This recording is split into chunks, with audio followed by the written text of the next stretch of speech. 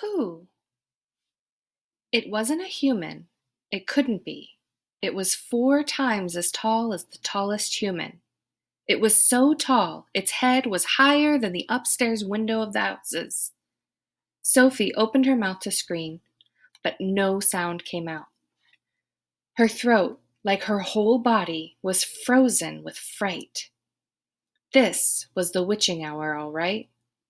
The tall black figure was coming her way. It was keeping very close to the houses across the street, hiding in the shadowy places where there was no moonlight. On and on it came, nearer and nearer. But it was moving in spurts. It would stop, then it would move on, and then it would stop again. But what on earth was it doing? Aha! Sophie could see now what it was up to. It was stopping in front of each house. It would stop and peer into the upstairs window of each house in the street. It actually had to bend down to peer into the upstairs windows. That's how tall it was. It would stop and peer in, then it would slide on to the next house and stop again and peer in, and so on all along the street. It was much closer now, and Sophie could see it more clearly. Looking at it carefully, she decided it had to be some kind of person. Obviously, it was not a human, but it was definitely a person. A giant person, perhaps. Sophie stared hard across the misty moonlit street. The giant, if that's what he was wearing a long, black cloak.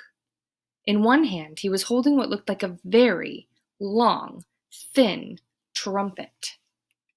In the other hand, he held a large suitcase. The giant had stopped now right in front of Mr. and Mrs. Gucci's house. The Guccis had a greengrocer's shop in the middle of the high street, and the family lived above the shop. The 2 Gucci children slept in the upstairs front room. Sophie knew that. The giant was peering through the window into the room where Michael and Jane Gucci were sleeping. From across the street, Sophie watched and held her breath. She saw the giant step back a pace and put the suitcase down on the pavement. He bent over and opened the suitcase. He took something out of it. It looked like a glass jar, one of those square ones with a screw top. He unscrewed the top of the jar and poured what was in it into the end of the long trumpet thing. Sophie watched, trembling. She saw the giant straighten up again, and she saw him poke the trumpet in through the open upstairs window of the room where the Gucci children were sleeping. She saw the giant take a deep breath and whoosh, he blew through the trumpet.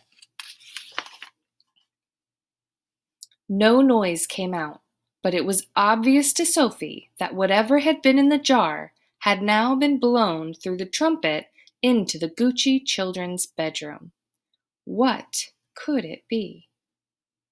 As the giant withdrew the trumpet from the window and bent down to pick up the suitcase, he happened to turn his head and glance across the street. In the moonlight, Sophie caught a glimpse of an enormous, long, pale, wrinkly face with the most enormous ears.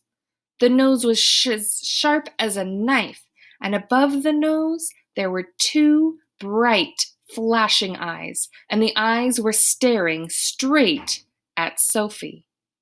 There was a fierce and devilish look about them. Sophie gave a yelp and pulled back from the window. She flew across the dormitory and jumped into her bed and hid under the blanket. And there she crouched, as still as a mouse, and tingling all over.